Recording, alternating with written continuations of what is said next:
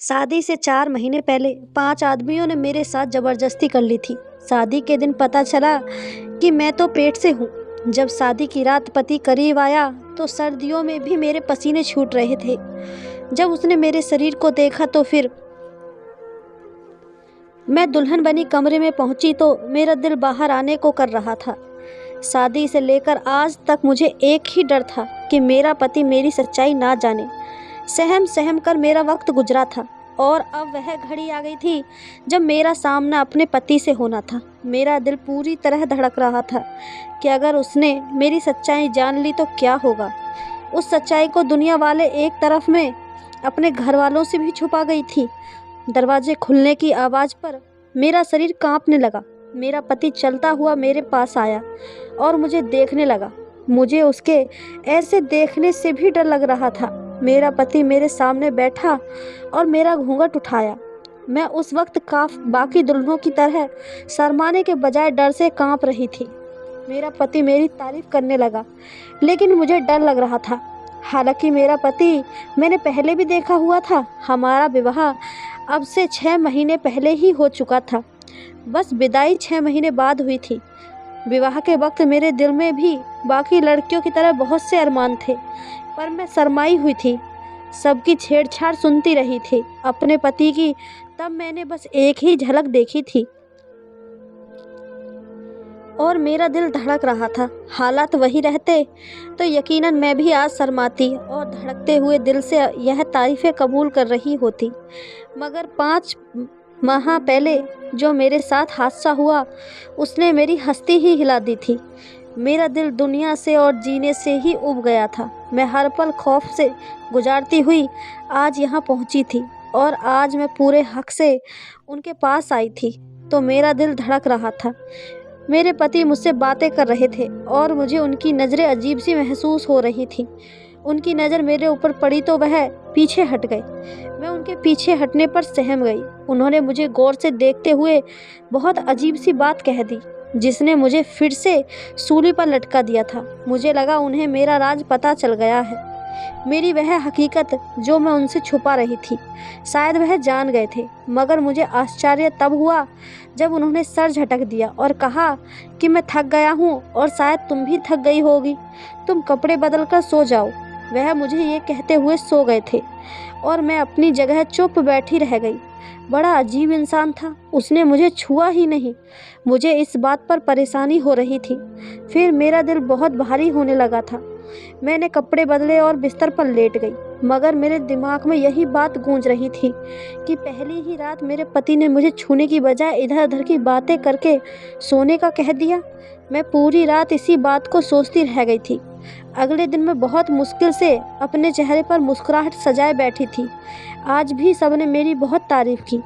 मैं बचपन से बहुत खूबसूरत थी। शादी के हार श्रृंगार ने मेरी खूबसूरती को और बढ़ा दिया था। मुझे यकीन था आज मेरा पति मुझे देखकर खुद को हक जताने से रोक नहीं पाएगा। मैं डरी हुई थी, मगर मैं चाहती थी कि वह मुझे सहारे और अपना हक हासिल करे। आज ज़्यादा इंतज़ार नहीं करना पड़ा था। मेरे पति कमरे में आए और उनका मिजाज भी बहुत अच्छा लग रहा था। मुझे थोड़ा बहुत डर भी लग रहा था, मगर मैं इंतज़ार कर रही थी। फिर मुझे हैरत का झटका तब लगा जब मेरे पति ने आज रात भी यहाँ वहाँ की बातें करके सोने को कहा और खुद भी सो गया। मैं सदमे में बैठी रह गई। क्या मुझ में इतनी कशिश भी नहीं थी कि मेरा पति मेरी तरफ आकर्षित होता? मेरी हालत अजीब सी होने लगी। पहले ही मेरे दिल में डर था कि कहीं मेरे पति के सामने मेरी हकीकत ना खुल जाए। ऊपर से मेरे पति का अजीब रवैया मुझे बौखलाहट में डाल रहा था। मेरे पति बहुत अच्छे इंसान थे, मुझसे बहुत प्यार से पेश आते, मगर उन्होंने पूरा महीना गुजार दिया लेकिन कोई रिश्ते की बुनियाद नहीं रखी थी। मेरे दिमाग पर बहुत गहरा असर पड़ा था। मुझे फिर से अपने साथ हुए हादसे के बुरे सपने रातों को जगाने लगे थे। मेरी हालत दिन ब दिन बिगड़ती जा रही थी। मैं हर वक्त डरी रहती थी। 6ठा महीना शुरू हुआ, मेरा शरीर बदलने लगा और मुझे यही डर था। मैं चाहती थी कि इस वक्त से पहले मेरे पति से मेरा मजबूत रिश्ता बन जाए, मगर ऐसा नहीं हो पाया था और अब यकीनन मेरी हकीकत खुल जाती। हमेशा टेंशन में रहने की वजह से मेरी हालत ख़राब हो रही थी। एक दिन मेरी तबीयत बहुत ज़्यादा बिगड़ी तो मेरे पति मुझे डॉक्टर के पास ले गए। डॉक्टर ने मेरा चेक करके वही कहा जिसका मुझे डर था। वह बोल रही थी कि मैं माँ बनने वाली हूँ। मुझे पेट से हुए 6 महीने हो चुके हैं। मैं सदमे में जा चुकी थी। अब यकीनन मेरा पति मुझे डिवोर्स दे देगा और कोई भी इंसान यही करता। मेरा दिल चाहा मैं चीख चीख कर रोऊं, मगर मेरा शरीर बिल्कुल बेजान और ठंडा हो रहा था। डॉक्टर मेरे पति से बता रही थी कि किसी टेंशन की वजह से मेरी हालत बहुत ख़राब हो गई है। मुझे अच्छी खुराक के साथ साथ अच्छे माहौल की भी ज़रूरत है। वह नहीं जानती थी कि ये कैसा बच्चा है। मेरी आंखों में 5 महीने पहले गुजरा हुआ हादसा किसी फिल्म की तरह चल रहा था। विदाई के पहले अपने विवाह से 1 महीना बाद मैं एग्ज़ाम देने यूनिवर्सिटी जा रही थी कि मुझे 5 नौजवानों ने पकड़ लिया था। मैं उस वक्त सुनसान जगह पर थी। मेरी चीख पुकार से भी कोई फ़ायदा नहीं हुआ था और उन लड़कों ने वहीं करीब किसी जगह ले जाकर मेरी बेबसी का फ़ायदा उठा लिया। मैंने उन सबके सामने हाथ जोड़े और उन्हें रोका, मगर वो बहरे हो चुके थे। मैं चीख चीख कर रोना चाहती थी, मगर मेरी आवाज़ दबा दी गई थी। मैं कुछ नहीं देख पाई थी, ना मैं ज़्यादा कुछ जानती थी। मुझे बस इतना याद था, एक लड़का जिसने मेरे साथ गलत किया था वह नकाब लगाया हुआ था और उसकी टी शर्ट पर भी अजीब सा कुछ लिखा हुआ था, मगर ये सबूत बाद में तलाश करने पर नहीं दिखे थे। उस वक्त सदमे में कुछ देर तो मैं वहीं पड़ी रही, क्योंकि मुझे लगा कि मैं मर जाऊंगी। अगर ना मरी तब भी मैं अपनी जान लेना चाहती थी। कुछ देर बाद उन्होंने मुझे उसी जगह पर ले जाकर छोड़ दिया जहाँ से वह मुझे लेकर गए थे। मैं खुद को संभालती रोती रोती घर पहुँची तो मेरी छोटी बहन के अलावा घर पर कोई नहीं था। मैं अपने कमरे में जाकर बंद हो गई और फूट फूट कर रोने लगी थी। मुझे गम और परेशानी से बुखार हो गया था। रातों को मैं डर जाती थी। मुझे सपनों में वह 5 नज़र आते थे। मैं रातों को जागती रह जाती थी, मगर कभी किसी को बताने की हिम्मत नहीं कर पाई थी। मेरे घर वाले मेरा बहुत ख्याल रखते थे और 1 हफ्ते बुखार ने मेरे चेहरे की रौनक छीन ली थी। फिर धीरे धीरे मैं संभलने लगी थी और जो मेरे साथ हुआ था आहिस्ता आहिस्ता मैं उसे तकलीफ़ से निकलने लगी। मैंने घर वालों से वह बात छुपा रखी थी और खुद को संभाल लिया, मगर कुछ दिन के बाद मुझे मेरी तबीयत में बदलाव महसूस होने लगे। अक्सर मेरा सर चकराने लगता और मुझे हुबकाई आने लगती थी। मैं डर गई कि ये सब उस दिन का नतीजा ना हो। मैं चुपचाप यूनिवर्सिटी से लेडी डॉक्टर के पास गई और चेकअप करवाकर भगवान से प्रार्थना की कि ऐसा ना हो जिसका मुझे डर है। मगर शायद भगवान को यही मंजूर था। मेरी रिपोर्ट में यही आया कि मैं प्रेग्नेंट हूँ। मैं बहुत रोई और भगवान को पुकारने लगी कि मेरे साथ ऐसा क्यों हुआ। अब मैं कहाँ जाती और किसको अपनी हालत का जिम्मेदार ठहराती। मेरी इस हालत का कौन गवाह बनेगा। मैं जानती थी मुझे ही गलत समझा जाएगा। वापस घर आकर मैं गुमसुम रहने लगी। घर में मम्मी पापा दोनों बूढ़े थे और छोटी बहन नासमझ थी, इसलिए मेरी हालत को बीमारी समझ लिया था। मेरी हालत दिन पर दिन खराब होती जा रही थी। फिर शादी का हल्ला उठा तो मैं सहम सी गई। क्या मेरा पति मुझ पर भरोसा करता? कभी नहीं। वह मुझसे रिश्ता तोड़ देता और मैं हर किसी की नज़रों में बदकिरदार मशहूर हो जाती। जब शादी हुई तो मैंने सोचा था कि शादी के बाद पति से कह दूंगी कि मैं प्रेग्नेंट हूँ और जब बच्चा पैदा होता तो उसे 7 महीने का साबित करके ये मामला दबा देती। मगर यहाँ भी किस्मत ने मेरा साथ नहीं दिया था और मेरा पति मुझसे मोहब्बत के दावे करके, मेरा इतना ख्याल करके भी मुझसे फासला बनाए रखता था। अब डॉक्टर ने तो हकीकत खोल दी थी। मैं जानती थी मेरा पति घर जाकर मुझे बुरा भला कहेगा और बदकिरदारी का इल्ज़ाम लगाकर मुझे डिवोर्स दे देगा। इन 4-5 माह की टेंशन ने मुझे इतना बेहाल कर दिया था कि मैंने खुद को डिवोर्स के लिए भी तैयार कर लिया था। जब हम घर पहुंचे तो मेरे पति मुझे कमरे में ले गए। मैं खुद को शोर शराबा के लिए तैयार कर रही थी, मगर मेरी हैरत की इंतहा ना रही जब दोपहर से शाम और शाम से रात हो गई। मगर मुझे मेरे पति ने कुछ नहीं कहा, बल्कि वह मुझे आराम करने के लिए कह रहे थे। मुझे लग रहा था कि मैं कोई सपना देख रही हूँ। आखिर कौन मर्द इतना चुप रह सकता है। वह अपनी पत्नी की गर्भवती होने का सुन चुके थे, जिसको उन्होंने छुआ तक नहीं था, फिर भी वह शांत थे। ऐसा कहाँ पॉसिबल था। मैं परेशान थी। मुझे उनके चुप रहने से हैरत हो रही थी और दिन ब दिन मैं उनकी मोहब्बत में गिरफ्तार होने लगी। मुझे यकीन होने लगा कि जिस मोहब्बत के वो दावे करते थे शायद वह सच्ची है। वक्त गुजरता जा रहा था। और वह मेरा हर तरह से ख्याल रखने लगे थे। मेरे लिए फ्रूट लाते, दूध भी अपने हाथ से पिलाते। मैं इन सबको उनकी मोहब्बत समझती रही, मगर फिर भी कभी कभी मुझे उन पर बहुत हैरत होती थी। उनके इतना ख्याल रखने पर मुझे दोबारा कोई परेशानी नहीं हुई थी और मैंने सारा वक्त सुकून से गुजारा था। फिर मैंने शादी के 5 महीने बाद एक खूबसूरत बच्चे को जन्म दिया। मुझे इस बच्चे की किस्मत पर भी अफसोस हो रहा था, क्योंकि उसकी किस्मत में शायद बाप की मोहब्बत नहीं थी। सच तो ये था कि मुझे भी इस बच्चे से ज़्यादा मोहब्बत या लगाव महसूस नहीं हो रहा था, मगर मेरे पति ने यहाँ भी मुझे गलत साबित किया था और इस बच्चे को, जिसके बाप का कुछ पता तक नहीं था, उसे इतना प्यार और मोहब्बत दी कि मैं हैरान रह गई। बच्चे की ज़रूरत का हर सामान घर में पहले से भरा था। मैं माँ होकर अक्सर लापरवाही कर जाती थी, मगर वह बच्चे का हर वक्त ख्याल रखते थे, प्यार देते। वह जरा सा रोता तो तड़प जाते थे। मैं उनके प्यार को हैरानी से देखती रह जाती थी। अब खुशी के बजाय मैं अजीब घुटन सी महसूस करने लगी। आखिर कोई इतना अच्छा कैसे हो सकता है? मुझे लगा उसमें इंसानियत बहुत ज़्यादा थी और शायद वह सारी मोहब्बत जो मुझे दी गई थी वह भी इंसानियत के नाते थी। मैं उनकी मोहब्बत उस बच्चे के साथ देख देख कर पागल होने लगी थी। वह बच्चा कभी दूध देर से मिलने पर रो देता तो वह मुझसे नाराज़ हो जाते थे और उसे उठाकर प्यार करते, बहलाते और चुप करवाते थे। यही सिलसिला कुछ दिन तक चला तो मेरी बर्दाश्त खत्म हो गई और एक दिन मैं अपने पति से लड़ पड़ी। मैंने उससे कहा कि वह इतना चुप क्यों है, मुझसे कभी सवाल क्यों नहीं किया। वह पहले मुझे और फिर मेरे बच्चे को इतना प्यार कैसे दे दिया। मैं चीख पड़ी थी। मुझे उनका ख्याल रखना और हमें प्यार देना उलझा रहा था। मेरे लड़ने पर वो खामोश नज़रों से मुझे देखने लगे, मगर मुझे जवाब नहीं दिया। पहले दिन उन्होंने मेरे भरे भरे शरीर को देखकर हैरत का इजहार किया था। मैंने उस वक्त बहाना बना दिया था कि मैं शादी के दिनों से बैठकर खाने लगी हूँ, इसलिए मोटी हो रही हूँ। तब मुझे उनकी सवालिया नज़रों पर हैरानी हुई थी। अभी मेरे बस 5 महीने हुए थे और मुझमें इतने बदलाव नहीं आए थे कि कोई पहचान सकता। मैं रो रही थी। मैंने उनसे पूछा कि क्या उन्हें पहले दिन मुझ पर शक नहीं हुआ था जब उन्हें मेरे शरीर में बदलाव महसूस हुए थे। वह बोले कि हाँ, मुझे शक हुआ था, मगर तुमने कुछ नहीं बताया। मुझे उनके जवाब पर झटका लगा। मेरा सर अब चकराने लगा था। मुझे एहसास हुआ कि मेरे पति एक अजीब किस्म के आदमी हैं।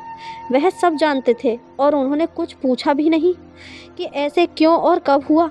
जानने की कोशिश तक नहीं की कि मेरे साथ क्या हुआ या फिर मैंने उनके साथ बेवफाई क्यों की है। मेरे झगड़ने पर वह बोले कि मैं तुम्हें आज एक हकीकत बताना चाहता हूँ। वह शांत थे। अब मुझे भी उनके इस व्यवहार की वजह जाननी थी और मैं इतना तो समझ गई थी कि कोई ऐसी बात है जिसकी वजह से वे ऐसे थे। कुछ ऐसा था जिसने उन्हें इतना अजीब बना दिया था। उस दिन उन्होंने जो सच्चाई बताई उसने मुझे अंदर तक हिलाकर रख दिया था। उन्होंने बताया कि उनकी माँ के साथ इसी तरह गलत हुआ था और जब उनकी शादी हुई तो वह माँ बनने वाली थी। उन्होंने मेरे बाप को नहीं बताया, बल्कि अपने अंदर दबा कर रखा और ब्याह कर आ गई। जब शादी की रात मेरे बाप को यह हकीकत पता चली तो उन्होंने बहुत हंगामा किया। उन्होंने मेरी माँ को बदकिरदारी के ताने दिए और बहुत ज़्यादा जुल्म किया था, मगर वह अपनी पत्नी को छोड़ने को तैयार नहीं थे। उन्होंने अपनी पत्नी को अपनाए रखा, रिश्ता कायम किया, मगर बस इतना ही रहम कर पाए, इससे ज़्यादा नहीं कर पाए थे। हालांकि मेरी माँ के साथ गलत हुआ था और उनका कोई कसूर नहीं था। वह मेरे बाप की तानों और डांट फटकार सुनती रही। फिर मैं पैदा हुआ। मैं बिन बाप का बच्चा था और मेरी परवरिश बाकी बच्चों की तरह नहीं होनी चाहिए थी, पर यहाँ भी मेरे बाप ने मुझे बड़ा किया और मुझे अपना नाम दिया। मुझे घर में रखा, पढ़ाया लिखाया, मगर एक फ़र्क रह गया था, क्योंकि मैं बिन बाप का बच्चा था। मुझे अपनी माँ के पति से सगे बाप की मोहब्बत नहीं मिली थी। मेरे पास दुनिया की हर चीज़ थी, मगर माँ बाप का पूरा प्यार कभी नहीं मिला था। फिर मेरे भाई बहन भी पैदा हुए। वह मेरी माँ के अपने बच्चे थे, मेरे बाप की सगी औलाद थे, इसलिए उनकी परवरिश अलग थी। उन्हें बहुत प्यार दिया जाता था। मैं ये फ़र्क देखकर बड़ा हो रहा था और मेरे साथ जुल्म किया जा रहा था। मेरे अंदर बुराइयां फैलने लगी और मेरे मन में मम्मी पापा के खिलाफ जहर भर गया था। मुझे बस अपनी माँ से गिला था कि जब शादी से पहले उनके साथ जाती हुई तो उन्होंने मेरे बाप को क्यों नहीं बताया? उन्हें बताना चाहिए था कि वह अपने होने वाले पति को पहले से सच्चाई बताती और उनको फैसले का हक देती। मेरी नज़रों में मेरी माँ के पति का कोई कसूर नहीं था। मेरी माँ ने छुपाकर उनके साथ गलत किया था, उनके हाथ बांध दिए थे। हालांकि उस मर्द में इतनी हिम्मत थी कि उसने ऐसी औरत को अपनाया, रिश्ता ख़त्म नहीं किया और बिन बाप के बेटे को भी अपना नाम दिया। शादी से पहले हकीकत का पता चलता तो वह कभी मेरी माँ को नहीं छोड़ता। उसे खुशी होती कि यह फैसला उसने अपनी मर्जी से किया है। मेरे पति बोल रहे थे और मैं पत्थर की तरह बन चुकी थी। मैंने अपने पति की माँ की किस्मत पाई थी। तो ये थी ये बात जिसकी वजह से उन्हें शक होने पर भी मुझसे सवाल नहीं किया, बल्कि हकीकत पता चली तो लड़ने या मानने के बजाय दिल से अपना लिया। मेरे पति ने मेरी तरफ देखा और मुझसे कहा कि मेरा तुमसे यही सवाल है कि तुमने मुझसे क्यों छुपाया? मतलब क्या तुम इस सब में शामिल थी? क्या तुम्हारा किसी लड़के से रिश्ता था? मैं उनके सवाल पर तड़प उठी। मैंने जल्दी से नहीं में सर हिला दिया, इनकार किया और उन्हें भरोसा दिलाने लगी। ऐसा कुछ नहीं है। मैंने कसम खाई और कहा मैं बेकसूर हूँ। मैं उन लोगों को नहीं जानती, मैंने उनकी शक्ल तक नहीं देखी। मैं पाक हूँ। मेरा कभी किसी गैर मर्द से ऐसा कोई रिश्ता नहीं था। मैंने अपने दिल में किसी को रखा था तो वह मेरा पति था। मेरे भरोसा दिलाने पर वह बोले, जब ऐसा था तो क्यों छुपाया? मुझे क्यों नहीं बताया कि तुम्हारे साथ गलत हुआ था? तुम तो खुद ही मजबूर थी। क्यों खुद को सताती रही? किस बात से डरती थी? क्यों मेरी वाह वाली बेवकूफ़ी दोहराई? मैं उनके सवाल पर निढाल सी हो गई। मैं उन्हें क्या बताती? औरत सिर्फ इल्ज़ाम से डरती है। मुझे भी यही डर था कि मुझ पर यकीन नहीं किया जाएगा। मेरे पास कोई सबूत नहीं था और मैं उनको क्या बताती? आज के ज़माने में ऐसे मर्द तो बहुत कम रह गए हैं। लोग तो झूठे इल्ज़ाम पर रिश्ते तोड़ देते हैं। फिर मैं तो खुद पर वह सब झेल चुकी थी। मैंने उनकी जिद पर कहा कि मुझे क्या खबर थी कि आप मुझ पर भरोसा करेंगे या नहीं। अगर शादी की रात सवाल कर लेते तो मैं खुद सब कुछ बता देती, कुछ भी नहीं छुपाती। अगर मुझे अंदाज़ा होता कि मेरा पति इतना अच्छा है तो मैं खुद को इतना तकलीफ़ क्यों देती? मेरे रोने पर मेरे पति ने मेरा हाथ थाम लिया और मुझसे कहा कि अब याद रखना, मुझे तुम पर यकीन है और अब ज़्यादा मत सोचना। मैंने प्यार भरी नज़रों से उन्हें देखा। मेरे दिल उनकी मोहब्बत पर खुशी से धड़क उठा था। आज सब कुछ खुल चुका है। मुझे लग रहा था कि आज हम दोनों ने अपनी हर सच्चाई एक दूसरे को बता दी है, मगर मैं गलत थी। अभी तो मैं बहुत सी सच्चाई को नहीं जानती थी। अभी तो मेरे सर पर आसमान गिरना बाकी था। अब मैं इन सब से बेखबर खुश हो गई थी। मेरी ज़िंदगी अपने पति की वजह से अच्छी और सुकून से गुजरने लगी थी। अब मेरा भरोसा अपने पति पर कुछ ऐसा कायम हो गया था कि मैं अपनी हर एक बात उन्हें बता देती थी। मैं अपने बच्चे को भी प्यार देने लगी थी और कुछ दिन बाद मुझे दोबारा से माँ बनने की खुशखबरी मिली थी। इस बार फ़र्क ये था कि मैं भी इस खुशी को खुलकर महसूस कर रही थी। पर मेरे पति के व्यवहार में तो कभी बदलाव आया ही नहीं था। इस बार भी वे वैसे ही मेरा ख्याल रख रहे थे जैसे पहले रखा था। वह मुझे ज़्यादा काम भी नहीं करने देते थे। मैं उनसे छुपकर थोड़ा बहुत घर का काम कर लेती, वरना उन्होंने काम वाली रख ली थी। काम वाली मेरे बड़े बेटे को संभालने बैठी थी और मैंने सोचा कि मैं स्टोर रूम से कुछ सामान निकाल लूँ। वह सारा सामान जो बड़े बेटे के पैदा होने के बाद ज़रूरत पड़ा था। जब वह बड़ा हुआ तो मेरे पति ने सब स्टोर रूम में रख दिया। मुझे सिर्फ 1 महीना बाकी था। मैंने सोचा कि सामान वगैरह उठाकर पहले से चेक कर लूँ। मैंने स्टोर रूम की लाइट ऑन की और पुरानी बॉक्स खोलकर सारा सामान निकाल रही थी। तब मुझे बॉक्स के एक कोने में एक बहुत पुराना संदूक मिला। मैंने भी वह संदूक सामान में रखा और कामवाली को बुलाकर वह सारा सामान मेरे कमरे में ले जाने को कहा। उसने मेरे कहने पर सामान ले जाकर कमरे में रख दिया। मैं सामान निकाल कर देख रही थी। मेरे सामने वो पुराना संदूक आ गया। मैंने उस संदूक को खोला। उसमें से जो सामान निकला उसे देखकर मेरे होश उड़ गए। मैं सर से पांव तक कांप गई थी। मेरा दिल डूब रहा था। मैं यकीन करने को तैयार नहीं थी। ऐसा कैसे हो सकता था? मेरा पति तो एक अच्छा इंसान था, फिर मेरे सामने उसका पड़ा ये सामान, उसका कौन सा पहलू था? मेरा पति घर आया तो मैंने उनका कॉलर पकड़कर वह शर्ट और काला मास्क उनके मुंह पर फेंक दिया। कि मेरे साथ गलत करने वाला कोई और नहीं, मेरा अपना पति था। मैं उस आदमी पर चिल्ला रही थी कि उसने मेरे साथ ऐसा क्यों किया, मुझे ऐसी तकलीफ़ क्यों दी। वह बोले कि तुम मेरे विवाह में थी, मैंने कोई पाप नहीं किया, मैं बस तुम्हें आजमाना चाहता था, मैं जानना चाहता था कि तुम मुझे सच्चाई बताती हो या नहीं। उनकी बात पर मुझे धक्का सा लगा था। सिर्फ आजमाने के लिए उस इंसान ने मुझे इतनी तकलीफ़ दी। अपने पति की सच्चाई जानने के बाद मुझे सारा वक्त याद आने लगा जो मैंने तकलीफ़ों में गुजारा था। अगर मुझे उनकी सारी सच्चाई मालूम ना होती तो मैं तो सारी ज़िंदगी ऐसे ही गमगीन होकर गुजारती। मुझे अपने पति से मोहब्बत एकदम से ख़त्म हो गई थी। दिल कर रहा था मैं ये घर छोड़कर कहीं चली जाऊं और वापस ना आऊं। मैंने घर छोड़कर जाने का इरादा किया तो मेरे बच्चों ने मेरे कदम पकड़ लिए थे। जैसी भी थी मैं उनकी माँ थी और मेरा वह बच्चा जिसे मैं गैर समझकर उसे सही बच्चों की तरह उसका हक और उसकी मोहब्बत भी ना दे सकी, अब तो मुझे उसका दुख हो रहा था। उस बच्चे ने एक अनाथ बच्चे की तरह गुजारा था। मुझे अपने पति से नफरत महसूस हो रही थी, लेकिन मेरे पास वापसी का कोई रास्ता नहीं था। वह एक शक्की इंसान था और कुछ नहीं था। उसके ऊपर जो गुजरी, जिस तरह से उसका बचपन गुजरा था, उन सब हालात ने उसे दिमागी मरीज बना दिया था। मैं उनके बचपन के हालात को सोच रही थी कि अगर मैं उन हालात से गुजरती तो शायद मैं भी इसी तरह से बन जाती, क्योंकि जब से मेरे साथ वह हादसा हुआ था तब से मेरा भी दिमागी मरीज बनने में कोई शक नहीं था। अगर मुझे हकीकत मालूम ना होती तो आज तक मैं उसी गम में रहती। मैं बहुत रो रही थी। मैं जिस आदमी को अच्छा समझती रही, मेरी बर्बादी का जिम्मेदार वह खुद था और मैं आज भी पहले की तरह बेबस थी और उसके साथ रहने पर मजबूर थी, क्योंकि मैं उसके बच्चों की माँ थी। अपने बच्चों को छोड़कर मैं उनके बाप के जैसा नहीं बनना चाहती थी। दोस्तों, जिन्होंने भी ये कहानी सुनी, मैं उनसे पूछना चाहती हूँ, क्या उन्होंने जानबूझकर ऐसी गलती की?